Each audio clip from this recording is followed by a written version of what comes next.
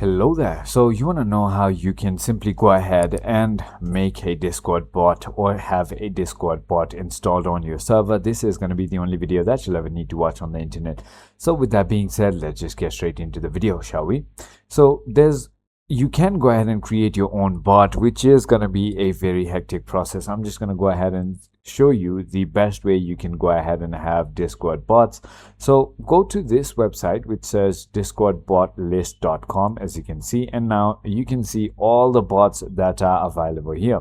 So it also gives you a little description about what the bot is about. So there are a couple very useful bots like Dankmima, and there are also other ones like Delcore where you can play music and stuff. Dankmima can go ahead and they can simply go ahead and text on the channels and stuff. So in order to add them, all you just need to do is click on add bot, and then simply go ahead and click on invite Dankmima bot, and then you'll just have to go ahead and log in and then select the server that you have, and that is about it. If you click on continue, then it will simply go ahead and join your server. So it is as simple as that. I hope this video was helpful to you. If it was, hit that like button and I'll see you on the next one.